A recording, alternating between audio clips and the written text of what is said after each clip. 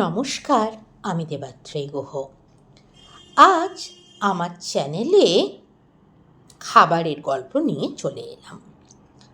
খাবার বানাবো, কিন্তু আজকে সম্পূর্ণরূপে পেঁয়াজ রসুন বিহীন আদা জিরা ধনে কাঁচা লঙ্কা হলুদ বাটা দিয়ে রান্না হবে। তো চলুন দেখা যাক আজকে এই সব বাটা মশলা দিয়ে কি কি রান্না আমি করে উঠতে পারি। তো প্রথমে কড়াইতে একটু সর্ষের তেল দিয়ে আমি সেই ঠাকুরবাড়ির ট্রিক্সটা অবলম্বন করি প্রজ্ঞা সুন্দরী দেবীর।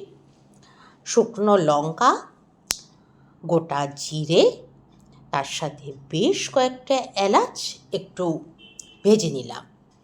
এই ভাজা গন্ধটা না রান্নায় একটা আলাদা স্বাদ দেয়, এবং এই মশলাটা দেখবেন যখন ভাজবেন একটা অদ্ভুত সুন্দর স্মেলও আসে।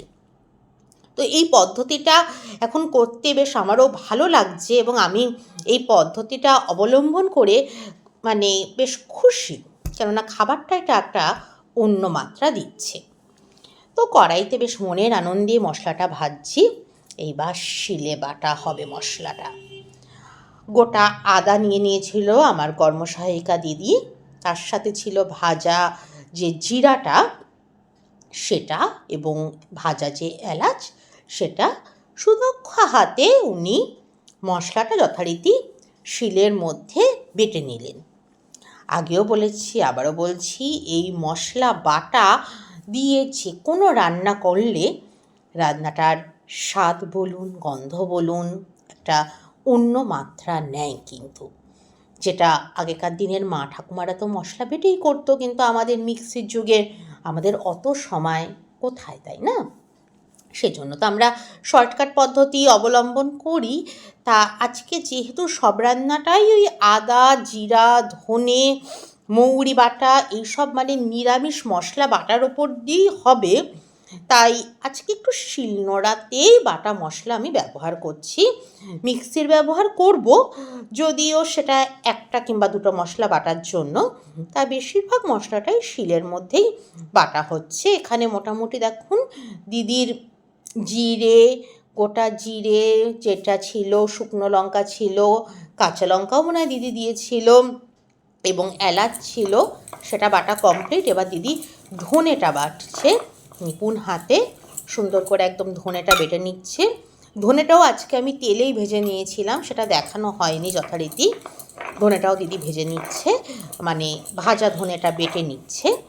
তো এই মশলাগুলো মোটামুটি বাটা হয়ে গেলে যথাক্রমে হলুদ বাটাটা হবে এবং শুকনো লঙ্কা বাটাটা হবে।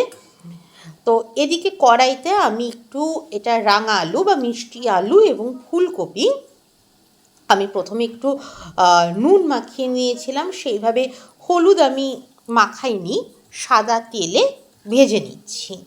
একটা ভাজা তো দরকার হয়, যেহেতু রান্নাগুলো নিরামিষ পদ্ধতিতে হবে। তবে নিরামিষ পদ্ধতিতে এখানে কিন্তু আজকে আমিষ রান্নাও আমি করব, কিন্তু পদ্ধতিটা থাকবে সেই আদা জিরা বাটা নিয়ে। দেখুন আলুটা লাল হয়ে গেছে, ফুলকপিটাও বেশ লাল হয়ে গেছে।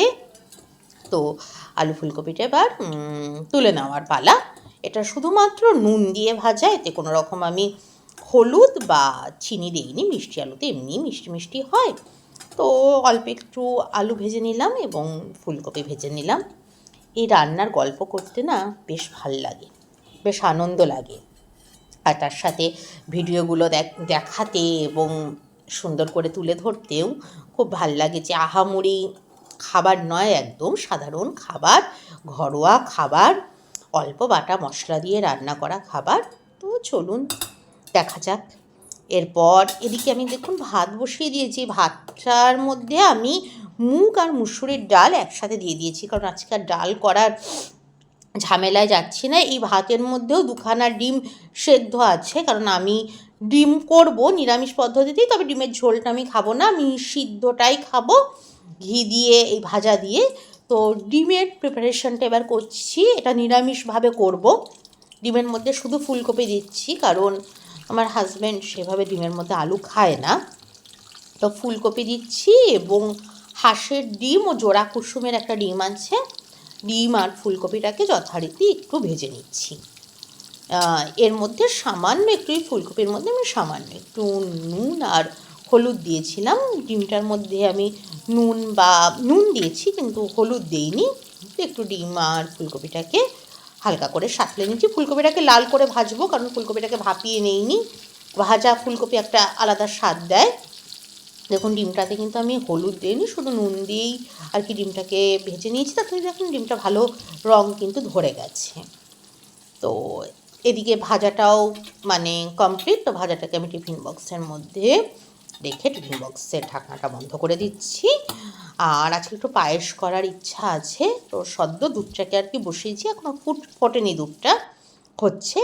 তো ডিমটা ভালো মতো লাল মতো করে ভাজা হয়ে গেছে। ফুলকপিটাও আমি সুন্দর লাল করে ভেজে নিয়েছি। আজকে ডিমে কিন্তু কোনো রকম পেঁয়াজ রসুন দেবো না, সম্পূর্ণ বাটা মশলা দিয়েই ডিমটা হবে। আর ডিমে আজকে বড়ি ভাজা দেবো, একদম রান্নার শুরুতে কিন্তু বড়ি ভেজে নিয়েছি। দেখুন ডিমটা কেমন করে করি। তো কড়াইতে তেলের মধ্যে প্রথমেই আমি একটা তেজপাতা দিয়ে দিলাম।